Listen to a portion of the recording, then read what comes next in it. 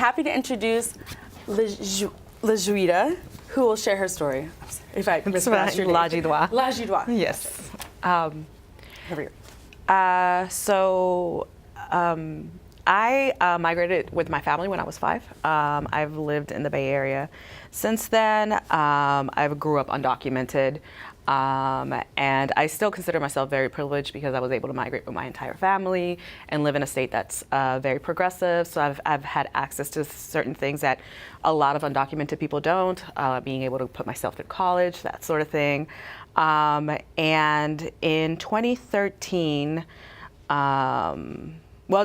backtrack a little bit. 2012, I started going through a status adjustment process with my then husband, and our application was denied, which put me in deportation proceedings.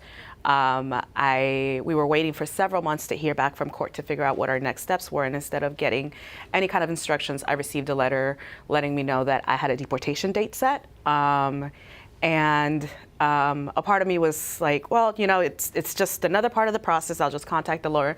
And I kind of wanted to go on living my life as normally. I had a doctor's appointment scheduled 2 days out for a normal PAP. And I went in, and I'm sitting there in that super flattering paper gown that they give you, waiting for the doctor to come in. And the nurse practitioner comes in to let me know that they would be unable to perform my PAP because I was pregnant. I asked if she was sure, and she said, yes, we see you regularly. We ran it 3 times just to make sure that it wasn't a false positive. And she's like, I will give you a few minutes to get dressed so that we can come back and talk to you about your options.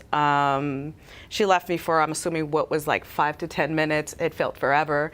And in that moment, my status never felt so real until then.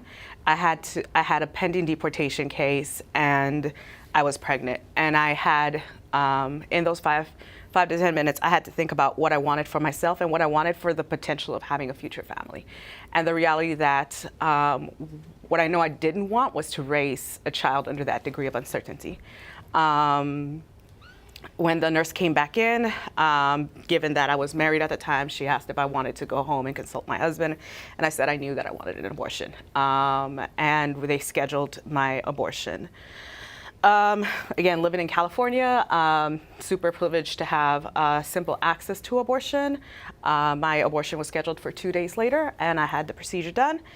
For me, the more complicated aspect of it was dealing with everyone feeling as though I had a grieving process, or if it was a difficult decision. And the most honest thing I can say about my abortion is that I found out I was pregnant at a time where my future was literally at the hands of the state, and having my abortion gave me an opportunity to take back my agency, to make a decision for myself and my future, and in the middle of all that uncertainty, knowing that I have autonomy over my body.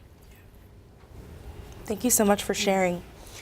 And why, you know, you mentioned so much about like all the obstacles that you faced pending your abortion. Why are you sharing your story today, and what makes it stand out to you?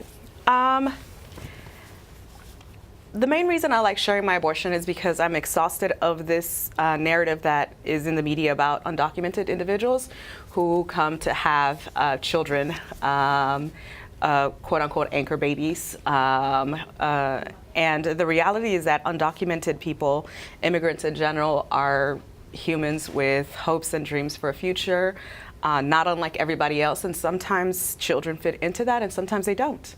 And for me, at the time, given everything that was happening, a child did not fit into my reality.